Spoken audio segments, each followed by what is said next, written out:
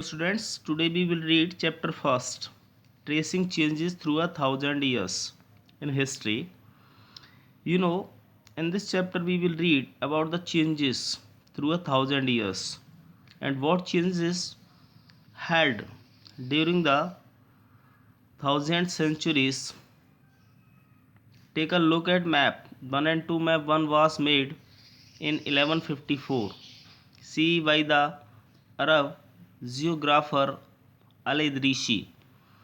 The section reproduced here is a detail of the Indian subcontinent from his larger map of the world. Map 2 was made in the 1720s by a French cartographer. The two maps are quite different even though they are of the same area. In Al Idrisi's map, South India is where we would expect to find north of India, and Sri Lanka is the island at the top. Place names are marked in Arabic. Student, we are reading tracing changes through 1,000 years. What is the meaning of the cartographer? That means a person who makes maps. व्यक्ति जो map तैयार करता है या map बनाता है. Map 1 और map 2. Map 1 जो है जिसको 1154 में अरब जियोग्राफर थे अल इदरीसी ने तैयार किया था, और ये जो सेक्शन था उसको दोबारा से रिप्रोड्यूस किया गया था, जिसको इंडियन सब कॉन्टिनेंट के रूप में, और जो कि एक लार्जर मैप है वर्ल्ड का. जो मैप 2 है जिसको 1720 के दशक में तैयार किया गया था फ्रेंच कार्टोग्राफर के द्वारा. कार्टोग्राफर जो व्यक्ति मैप तैयार करता था. ये जो दो मैप है वो काफ़ी डिफरेंट हैं, अलग अलग हैं, और इनमें सेम एरिया है. अल इदरीसी जी का जो मैप है उसमें साउथ इंडिया जहाँ एक्सेप्ट किया गया है कि नॉर्थ इंडिया जो है, और श्रीलंका जो कि आइलैंड है जो टॉप पर है, और जो प्लेस का नाम है उसको अरेबिक में मार्क किया गया है. अरेबिक यानी कि अरबी भाषा में लिखा गया है. दूसरा जो मैप आप ये देख रहे हैं इसके बारे में. And there are some well known names like Kannauj in Uttar Pradesh spelled in the map of as कॉनौस. Map 2 was made nearly 600 years after map 1. इनमें से कुछ जो स्थान जिनको हम बहुत अच्छी तरीके से जानते हैं, जैसे कन्नौज जो कि उत्तर प्रदेश में एक स्थान है, उसको अरेबिक में लिखा गया है कॉनौस. मैप 2 जिसको करीब 600 बरस बाद मैप बन के बनाया गया था या तैयार किया गया था. During this time information about the sub continent had changed considerably. This map seems more familiar to us, and the coastal areas in particular are surprisingly detailed. This map was used by European sailors and merchants on their voyages. ये जो information है और सब continent के बारे में, इसमें काफ़ी परिवर्तन भी हुए हैं, और ये इस मैप को जब देखा गया तो काफ़ी फैमिलियर लगता है आज के परिप्रेक्ष्य में भी.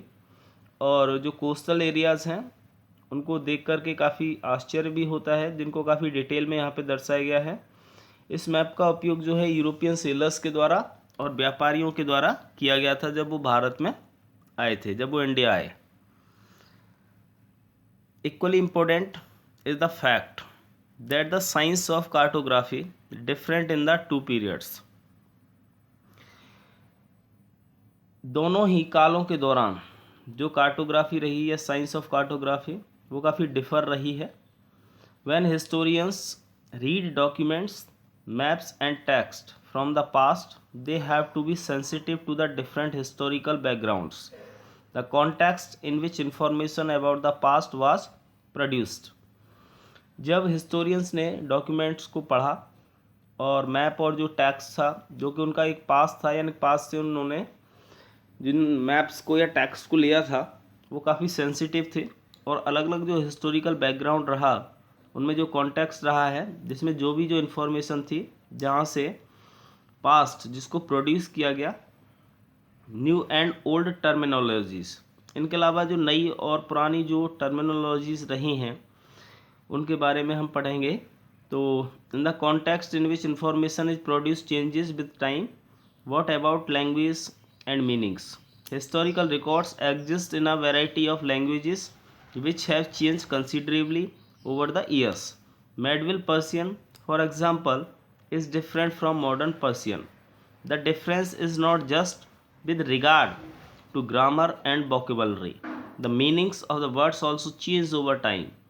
इसी कॉन्टेक्स्ट में जो इन्फॉर्मेशन जिसको प्रोड्यूस किया गया था समय के परिवर्तन के साथ साथ, चाहे वो भाषा हो या उसका क्या अर्थ रहा, जितने भी हिस्टोरिकल रिकॉर्ड्स रहे हैं उनमें वैरायटी ऑफ लैंग्वेज रही है, ठीक है, और समय समय पर उस पर जो है परिवर्तन भी वर्षों में हुए हैं.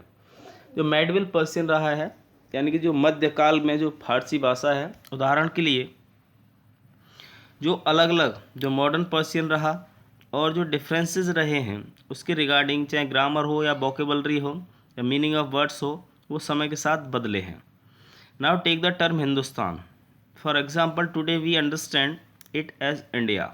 अब हम एक टर्म लेते हैं हिंदुस्तान, उदाहरण के लिए आज जिसे हम भारत कहते हैं, ये जो मॉडर्न नेशन स्टेट था, when the term was used in the 13th century, जब इस टर्म का उपयोग 13वीं शताब्दी में किया गया था मिनाज सिराज के द्वारा. ये क्रॉनिकलर थे और जिन्होंने फारसी में लिखा था. And he meant the areas of Punjab, Haryana and the lands between the Ganga and Yamuna. उनका अर्थ ये था, जिसको उन्होंने 13वीं शताब्दी में हिंदुस्तान कहा, उसमें पंजाब का क्षेत्र था, हरियाणा का क्षेत्र था और गंगा और यमुना के बीच की जो भूमि थी उसको हिंदुस्तान कहा गया. He use the term in a political sense for lands that were a part of the dominions of the Delhi sultan. उसने जो इस टर्म का उपयोग किया है वो एक पॉलिटिकल सेंस में किया, जो भूमि थी, जो उसका हिस्सा था, जो दिल्ली सुल्तान के अधीन आती थी. The areas included in this term shifted with the extent of the sultanate, but the term never included south India. ये जो क्षेत्र था जिसको इस टर्म को जो शिफ्ट किया गया है उसका जो विस्तार रहा सल्तनत का, लेकिन ये टर्म कभी भी दक्षिण भारत के साथ सम्मिलित नहीं हुआ. By contrast, in the early 16th century, Babur used Hindustan to describe the geography. इसी कॉन्ट्रास्ट में 16वीं शताब्दी के प्रारंभ में जब बाबर भारत आया तो हिंदुस्तान को उसने जोग्राफी के टर्म में डिस्क्राइब किया है. The fauna and the culture of the inhabitants of the subcontinent. As we will see later in the chapter, this was somewhat similar to the way the 14th century poet Amir Khusro use the word Hind. जैसे मैंने बताया आपको कि 13वीं शताब्दी में जो chronicler हुए मिनाज सिराज, उसने उसको हिंदुस्तान से नामक टर्म से संबोधित किया था. 14वीं शताब्दी में उसी टर्म को अमीर खुसरो ने हिंद नामक शब्द से जो है उन्होंने उसको कहा. While the idea of a geographical and cultural entity like India did exist, the term Hindustan did not carry the political and national meanings which we associate with it today. जबकि ये जो आइडिया था, ये जो विचार था, एक भौगोलिक विचार, एक कल्चरल जो एंटिटी थी, जो कि जिसे हमने भारत के रूप में जो एग्जिस्ट करता है, यही टर्म जो है जिसको हिंदुस्तान कहा जाता था, उसको पॉलिटिकल और नेशनल मीनिंग के रूप में आज के हम उसको कैरी नहीं करते हैं. Historians today have to be careful about the terms they use because they mean different things in the past. Take for example a simple term like foreigner. It is use today to mean someone who is not an Indian. Historians आज जो कि काफ़ी carefully इस term के बारे में उन्होंने उपयोग किया है, क्योंकि उसका जो अर्थ था वो अलग अलग था पास्ट में. उदाहरण के लिए एक जो सिंपल टर्म है जिसे हम फॉरेनर कहते हैं, विदेशी कहते हैं, उसका उपयोग आज किया जाता है जो भारतीय नहीं होता है. In the medieval period a foreigner was any stranger who appeared say in a given village. The medieval period a foreigner was any stranger who appeared say in given village, someone who was not a part of that society or culture. मध्यकाल में जो foreigner थे, जो stranger के रूप में थे, ठीक है, और जिनको गांव दिए जाते थे या गांव में जो लोग रहते थे, और जो कि किसी सोसाइटी का या कल्चर का हिस्सा नहीं थे। हिंदी में इस टर्म को परदेशी कहा जाता है, जिसका प्रयोग जो है इस प्रकार के व्यक्ति और लोगों के लिए कहा जाता था फारसी में, जिनको अजनबी भी कहते थे। A city dweller therefore might have regarded a forest dweller as a foreigner, but two peasants living in the same village were not foreigners to each other, even though they may have had different religious or caste backgrounds. उनको city dweller कहा जाता था इसलिए, और जो forest dweller थे उनको भी फॉरेनर कहा गया। जब दो प्रकार के या दो तरीके के जो पीसेंट्स जो कि एक ही गांव में रहते थे, लेकिन वो फॉरेनर्स नहीं होते थे, एक दूसरे से वो अपरिचित नहीं थे, इसी और वे अलग अलग धर्म या अलग अलग धार्मिक परंपराओं से या कास्ट बैकग्राउंड से बिलोंग करते थे। Now we will read historians and their sources. Historian और उनके क्या स्रोत रहे।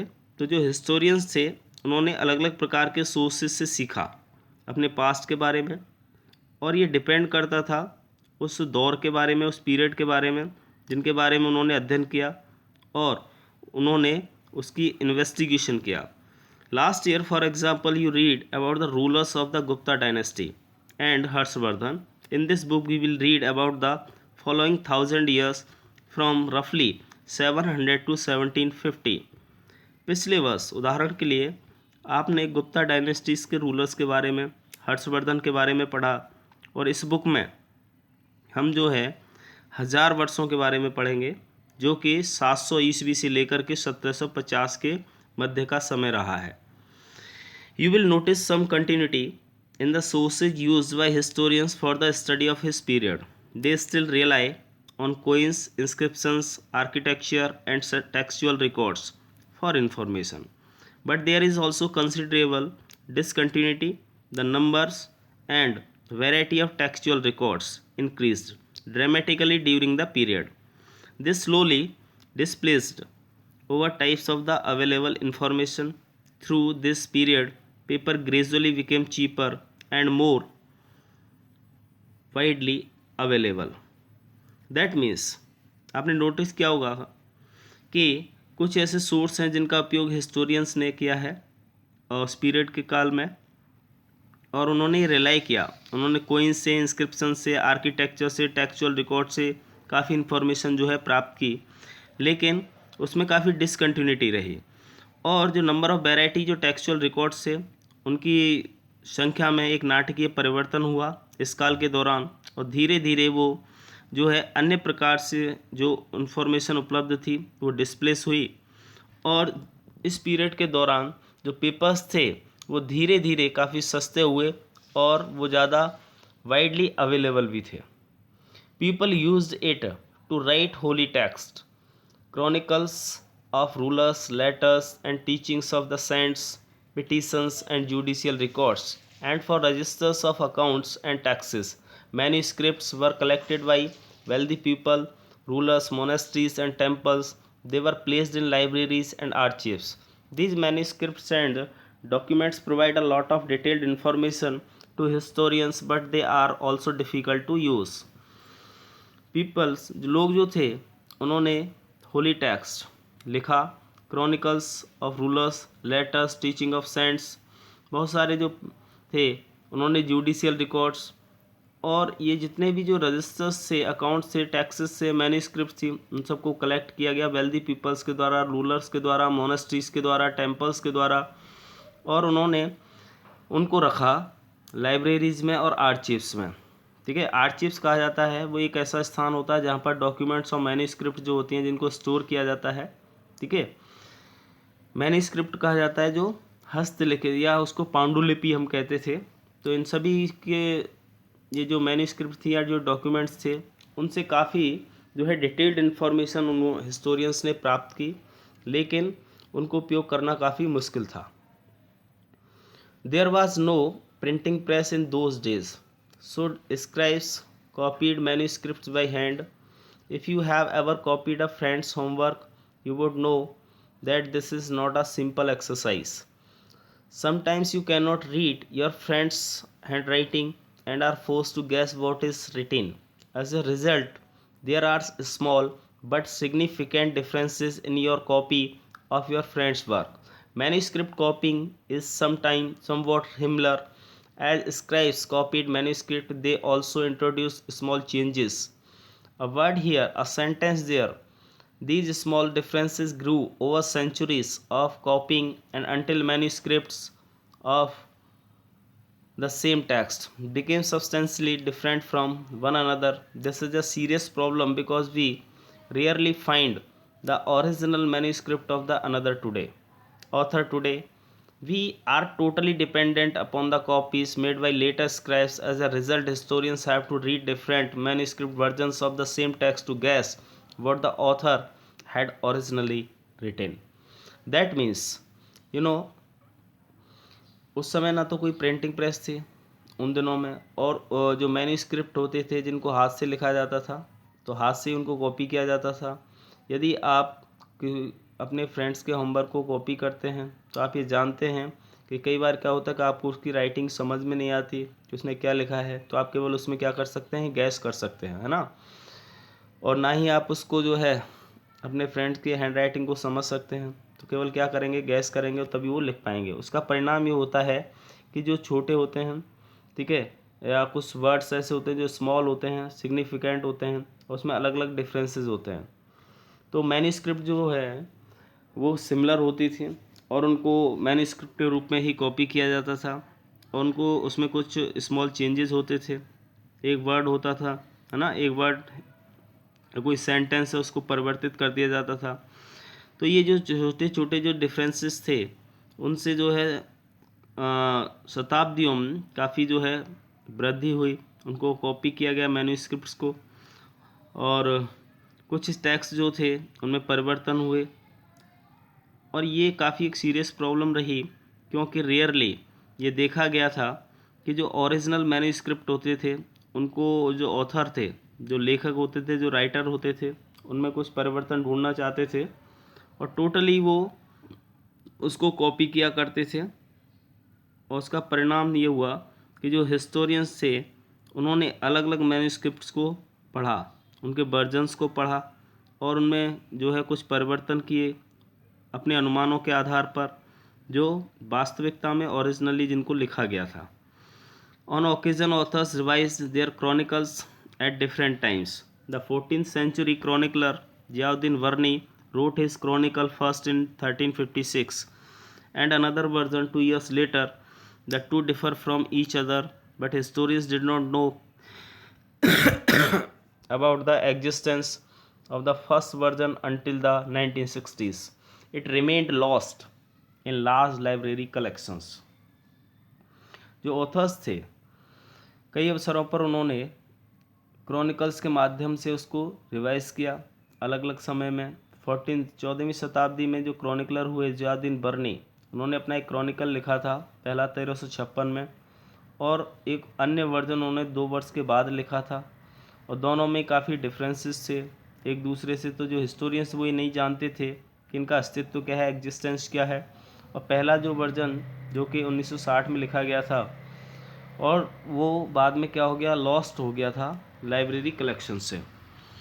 बाकी अभी हम जो है आगे नेक्स्ट वीडियो में अगला पार्ट जो है वो डिस्कस करेंगे, ठीक है।